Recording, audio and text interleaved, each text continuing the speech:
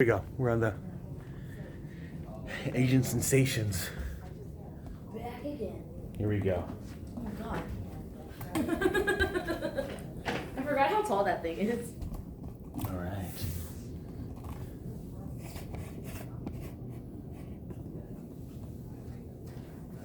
How's that looking?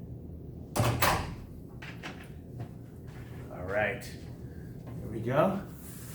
Bring it in because we're going to be sitting down. Whoop, whoop. All right, you want to tee us up? Should I just be like, hey, this is Sherm, What are we talking crazy about? Asian. Wise. Oh, okay. I didn't know if we were This is doing a that great right. topic. I'm ready. Okay, I don't know where I'm at.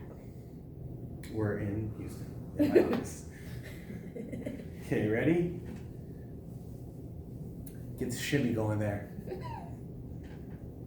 Hi, everybody. It's Sherman, the crazy Asian. And it's Megan, and welcome back to the Asian Sensations podcast. Now, it has been a while, Megan, since we had us on the show here. I know, we've been, sorry for you avid listeners, if y'all really are avid listeners, for our delays in between our episodes recently. It's been a lot of schedule changes and whatnot. Yes. So we're still trying to get used to that, but as always, feel free to send any requests on what you'd like us to talk about. I will let you know that just because you send a request doesn't mean it's a topic that we might necessarily want to address. So need to put that out there because there has been some a little more out of the box thinking, and I respect it. Yes. I just don't know if it's things that are passionately in our wheel hub. yeah, no, and I don't even think they're things that we want to go down anyways. Yeah. So yeah. So again, welcome to the episode. We're going to be talking about the power of why, the purpose. And so before we go any further, let's just take a break to hear a word from our sponsor. Intro. Yeah, I'm really gonna need to eat something. I'm like, I had my burrito. It's just this. It's painful to get It that thing in is there. so painful, and today it actually started bleeding. Like it hasn't bled yet, but today. You know, Neosporin might be helpful Oh. because it helps heal things. So especially like if you go to bed. So because you don't get cold sores. Mhm. So like a lot of the cold sore medicines dry it out. Mhm. And then, but what you need, it needs to heal it. So then I'll put Neosporin like at night, and that'll have a tendency to help it heal. Maybe I should buy Neosporin then. Yeah, it's a real just useful. I thought I had Neosporin, but I have like hydrocortisone. For your G. Yeah, and I was like, I don't need itch relief. No, So I should go buy. Because I have Aquaphor, but it says Aquaphor is really awesome. it's like, It's meant to do a little bit of healing, but I find it more for like. this one is, it's just like, it just says temporarily protects. It just is for protection. I find Like I it have more it for my tattoos. Oh, I find it great for like bathing suit, kind of because of the little. Like chafing? Yeah. Yeah, because that's what it says. Like, it's Especially like, beach time. all the time. temporarily protects minor cuts, scrapes, and burns. Temporarily protects and helps relieve chapped or cracked skin and lips. Help protect. So it doesn't necessarily heal. And that's what I need is a healing power.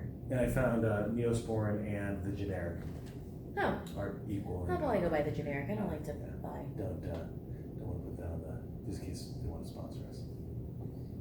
Did you record that? Ready? Yes. Set, go.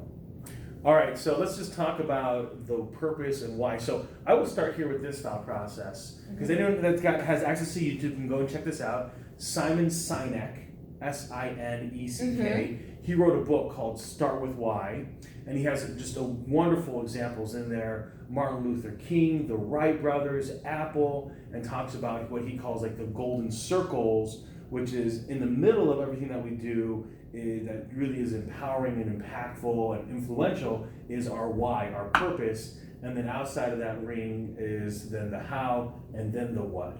And so you can YouTube it, and you can find like the 15-minute segment, or if you can scour Netflix, it's a TED Talks as well, and that gives the full hour. But in about 15 minutes, they summarize, or someone had edited his basically his book down and really synthesize it. So just really impactful. But I know for you, this came out of watching the Nature Channel.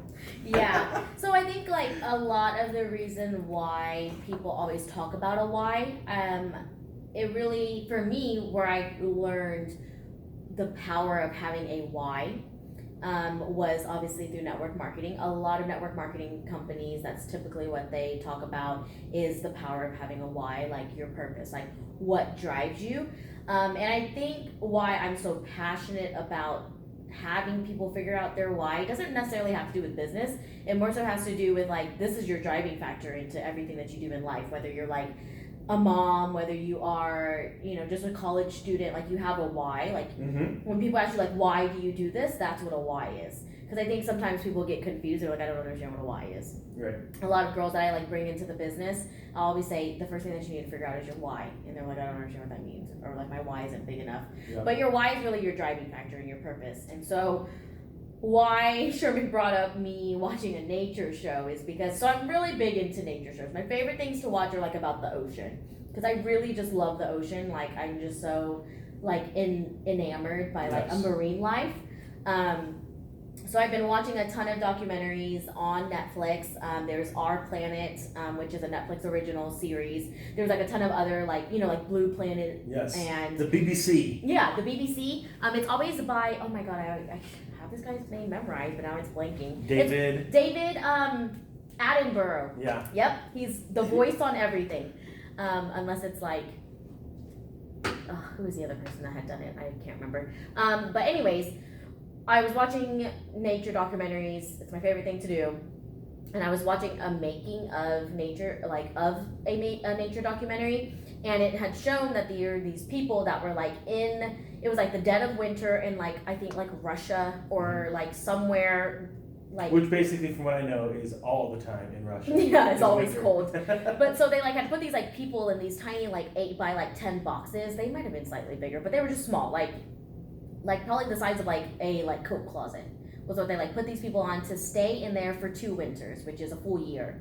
And they would sit in it just so that they could film this like tiger. They wanted to see a tiger in the like Siberian, like I think it was a Siberian tiger, in the like winter in its natural habitat and how it reacted and like what it was doing and whatever. And they sat in it just to record, like they showed them sitting in there for like a year and like they caught nothing. Like there was no tiger, there was no movement, anything. And literally like they caught maybe like 10 minutes worth of footage.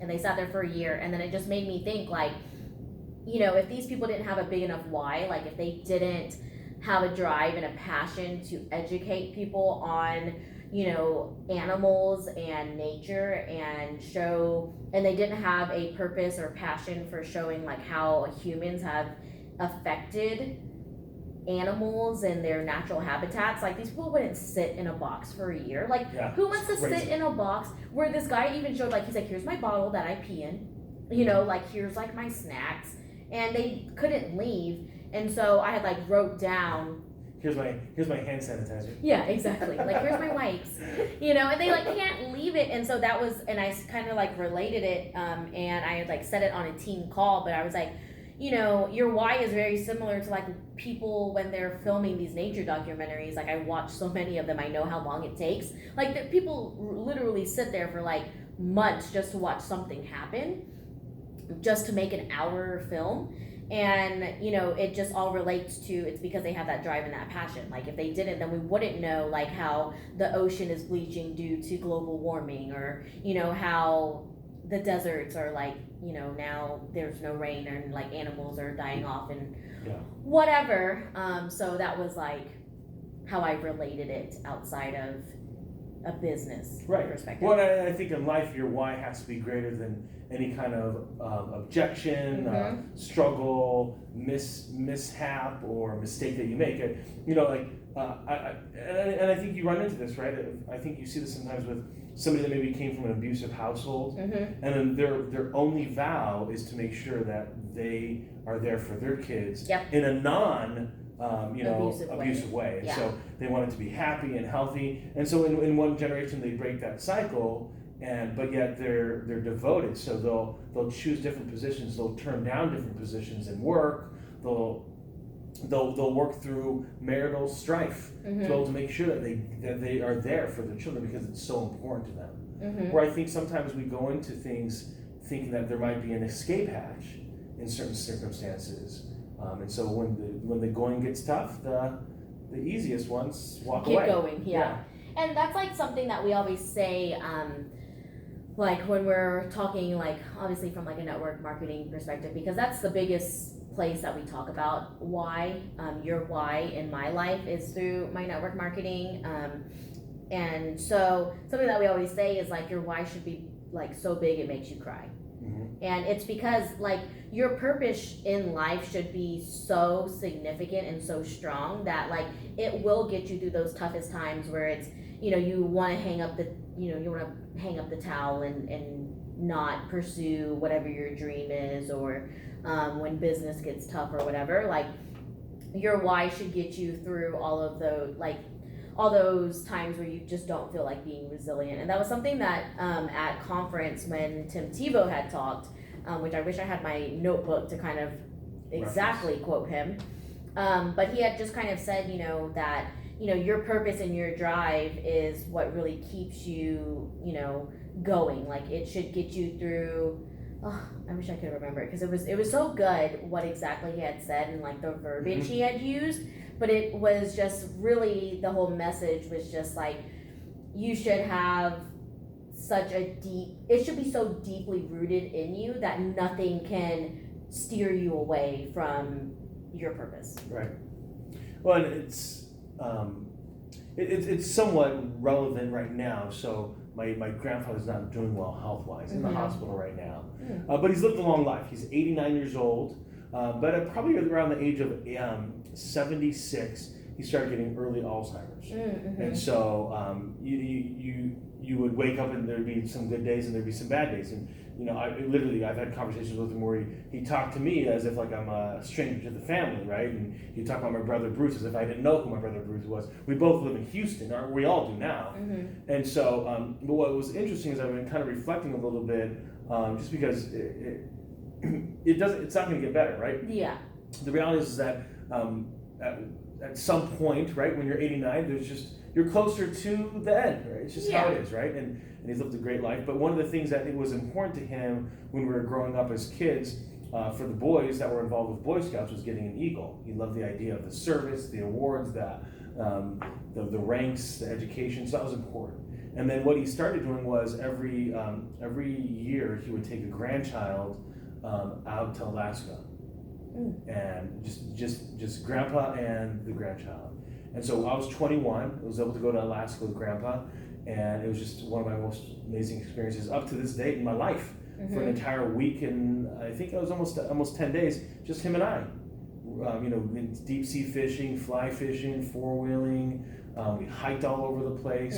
And then I had just a ton of one-on-one conversations. And so the beauty of that is that he didn't wait until like retirement to do that. Because had he done, he probably would have forgot about it. And so he embraced like, let's do it now. And then for him, that was the legacy. It was let's create moments. Now I'm sure my grandfather has bought me many things over the years for Christmases and birthdays and given me money, right? But the thing that I remember the most is that 10 days with him was just him and I in the middle of, you know, parts of it was middle of nowhere, just Alaska. So I think about that because that was his why. It was, how can I be impactful to my grandchildren while I'm living? Not like, hey, let me hoard up all my money and leave them something when I'm dead. It was, let's experience this life together. And so I think a lot of times that why has to transcend, because I think a lot of times when I get into like a job and they ask about purpose or why, where I end up going is, I want to be the best, whatever, name the role. I want to be the best, you know, administrative assistant. I want to be the best manager. I want to be the best, you know, managing partner. We always input our role. That's not significant enough. So a real big thing is, so you have to start questioning why you make decisions that you do. So when I remember I was going through the process of identifying my why when I first had read Simon Sinek's book, I literally went to, okay, why do I buy the food that I buy? Because a lot of times if I walk around the grocery store, if I find something that I've never cooked with before, I'll buy it. And then I'll Google at home and I'll figure out what to make with it. Jicama was one of the most recent ones that no, not that occurred at that time. Yeah. This is now like this is 6-7 years ago, and so I'm now a Jicama pro. and at least I knew how to use it, right? Yeah. I remember I was like, "What is this Jicama?" And so, but then I was like looking at that. I was like, so why would I do that? So I was like, well, maybe I embrace change. I embrace new things, and I'm like, no, but there's got to be a purpose to that. Like, what? Why do I do that? And so, really, it came down to me is that I wanted to embrace life, and the reason why I wanted it is that if someone else is using it, it's making them happy as a food. I wanted to make me happy too. So, do you like jicama? not the way that I cooked it wasn't that great. I put it into like a stir fry, so it was nice, but it wasn't like super. Bamboo shoots are better. Yeah. No offense, jicama. And so the why really transformed for me was that I want to leave a legacy by positively impacting people. So why do I do a podcast? Why do I do a vlog? Why do I do even any ounce of social media? Mm-hmm. Is purely for that. Yeah. Now, by the time somebody actually listens to this, will you and I be sponsored? Will you and I have a clothing line, a book, a show, a podcast? Sure, that's definitely possible. But the reason why we started this is just because we had some ideas and some thoughts, and we thought, hey, let's just share it with people out there that might be wanting to know something. Yeah. It has nothing to do with money. That's not what drove the podcast. Yeah, and I think that that's a great example of why having a why and a purpose is so important to get you through changes in life, because this podcast is an exact reflection of that. We had a complete change in our schedules. We no longer worked together anymore. We didn't have every Friday, a Friday afternoon to just crank out an episode. That's why we've seen, the gaps between our episodes, but yet we still make the time. Yep. We still actively are we feel bad because we haven't done it or whatever it is, and it's because I think for me, I still sometimes try and figure out what my why is, and I think for anybody out there who has a little inkling of what their purpose and their why is in life, it's okay that it changes. Yes. Because your why is going to change as you change, Mm-hmm. and it shouldn't remain the same. My why shouldn't be it'd be very odd for my why when I was 16 to be the same as I am at 27, Mm-hmm. because I've gone through so many different things in life. My why, I don't know, when I was 16 probably was, I think I wanted to be famous, and now I don't want to be famous because I don't like people in my life. Yes. So privacy, you realize, is not yours anymore. yeah, exactly. And so I think that's a big representation of having a why, because I feel like what I feel is my why is very similar to yours, but it's just I really like helping people unlock their potential. Yeah. And I notice that in everything that I do, whether it's getting into, a business venture, or why I make the decisions that I do, to have the conversations that I have with people, or the friendships that I make, it's because I want to help other people be better Mm-hmm. and unlock their potential. So, there was a student that had reached out to me that you had referred her to. I think she's probably doing I'm not part of this anymore, the marketing thing, but she had reached out to me because she was like, hey, Sherman had said that you're just a phenomenal person, and I Which is really true. want and I really want help with interviewing skills and how to get out there and whatnot. And that is why I answered her. Yeah. It's because I can help impact in that way. That's why I like being in recruiting, because I can help impact and change lives. Mm-hmm. I was just telling Sherman and a couple of our other people about how I had helped make my first placement at my new recruiting role, and what the candidate had to say. He was like, you really helped me find a really good job that I see myself in the long haul. It's such a good fit. Without you, I would not have found this, and yada yada yada. And that is exactly what I want. And so Mm-hmm. same thing, I want that student to have this conversation with me, and then be because you gave me these tips, I got the internship I was wanting, or I was able to land the job that I wanted. And that's why when I was working, obviously with you, that's Yes. what I would do when I was finding student organizations to work with, was, okay, we can do this because I like the students coming back and saying like, oh, you really helped me. So, that's my why. But obviously sometimes, which is another reason why we kind of got into this conversation and talking about whys, is because sometimes I feel like my story isn't like compelling enough to tell others.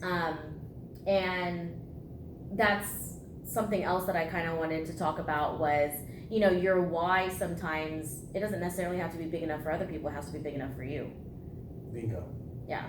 Well, and it's interesting that you brought it up that there's like a path, right? That just because whatever your why is right now doesn't mean to be your why forever. Mm-hmm. It can change, or it can apply when you go to a different job, or you get into a different relationship, or you decide to do something different. You're like live somewhere different, right? Mm-hmm. Your why can still change as you change and as you evolve and as you grow, and I think I think for a lot of people, finding the why is the toughest part. Yeah.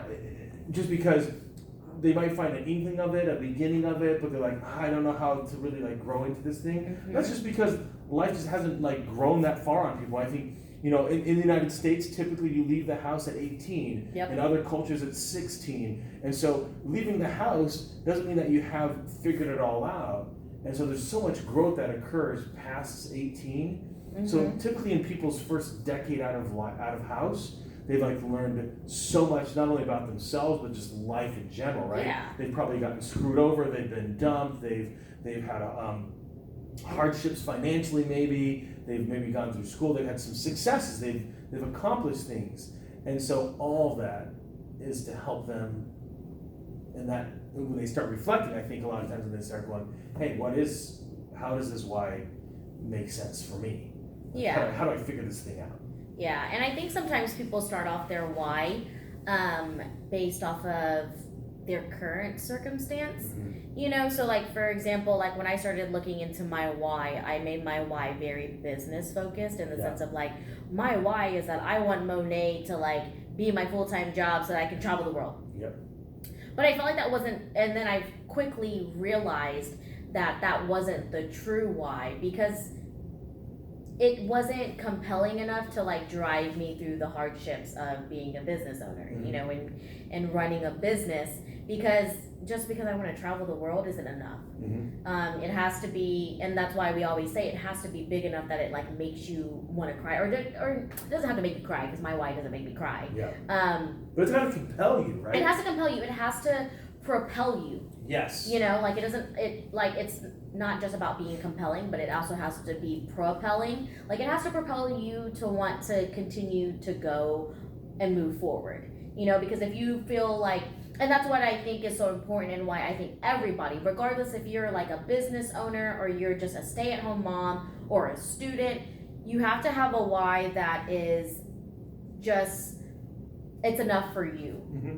And I don't know where I was going with this. This happens all the time. Well, it's kind of like it's a lifelong pursuit. Yeah. Because it's not going to ever get done. I think that's one of the struggles with some things like health, is that from a standpoint of exercise, unless you're like an Olympic athlete or you're a paid athlete, the majority of us then exercise kind of because we have to, because we live in these sedentary lives, right? Now, if you talk to a rancher or someone in landscaping, they don't need to exercise because they're already walking a ton all day, and they're moving around, chopping trees down or mowing the lawns, right? They don't need to go home and like go pump iron. Yeah, they've already done it. But when you sit in a freaking cube farm all day and all you do is look at Excel spreadsheets moving around like a tax boy or tax woman, then yeah, you better go like lift some weights or walk, because last time I checked, your Apple Watch probably notified you to move like every hour for the last for the last 10 hours. Yeah. And so that's where I think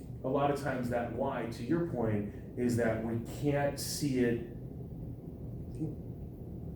We might not put it down because we're afraid of it. Yeah, and that's another thing that's another like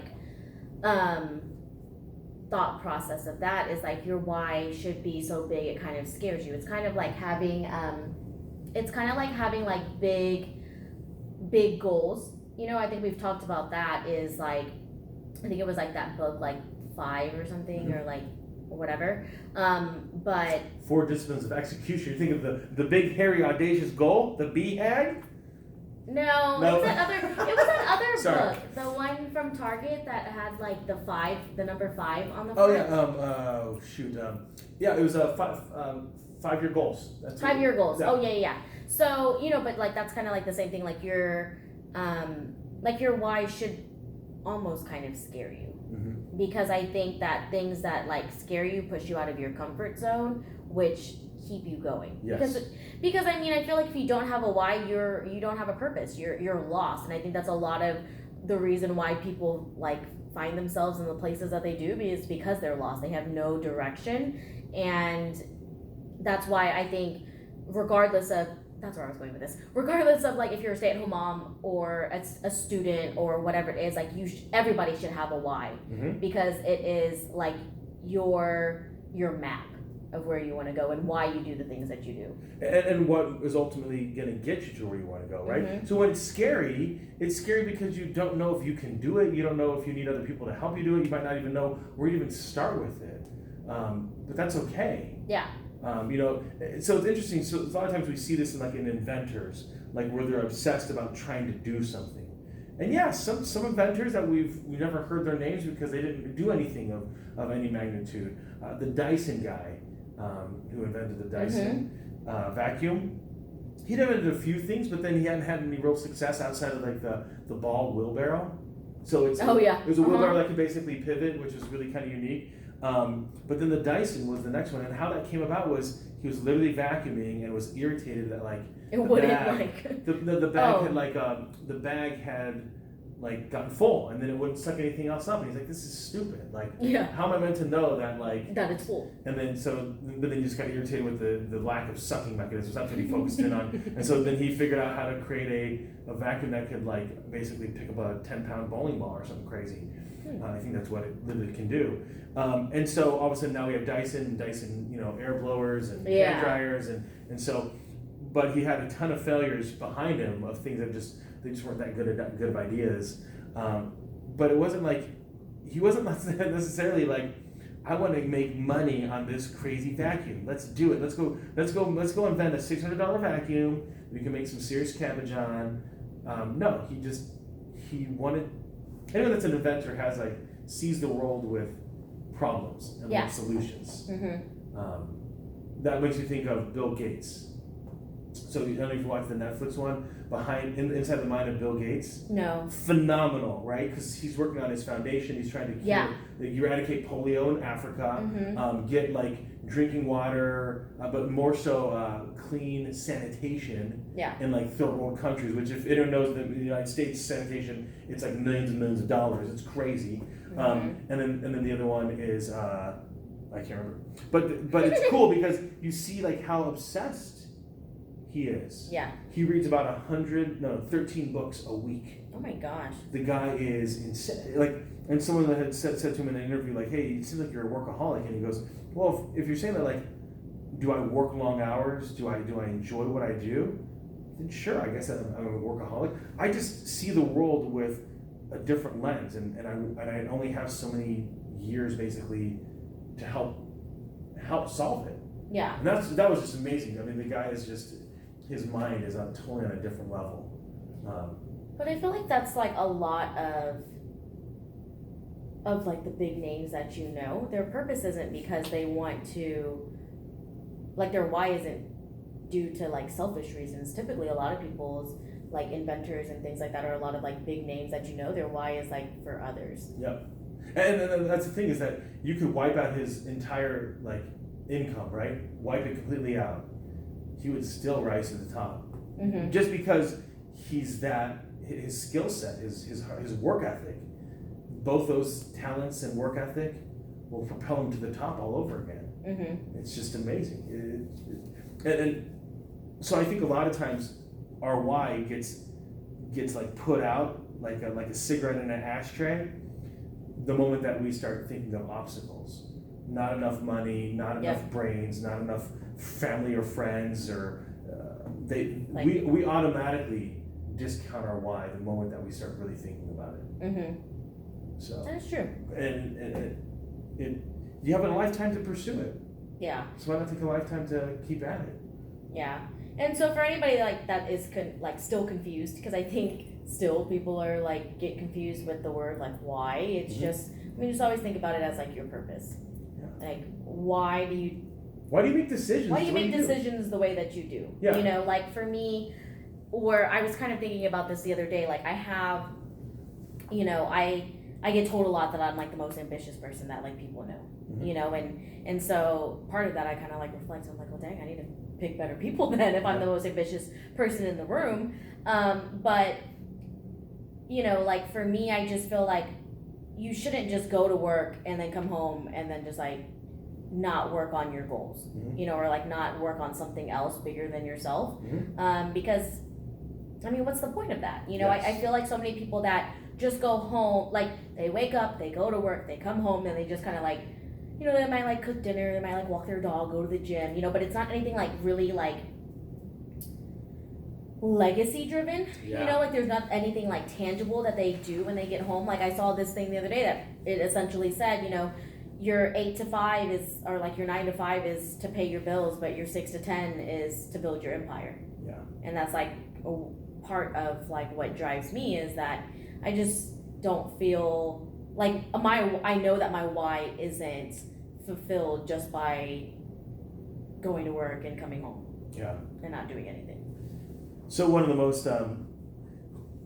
most unique leadership experiences I had gone through with this team went through a leadership course for an entire year. You know, people in the same industry and kind of the same enough experience, right, along in the industry. And so one of the things that you had to do was you had to write your own eulogy.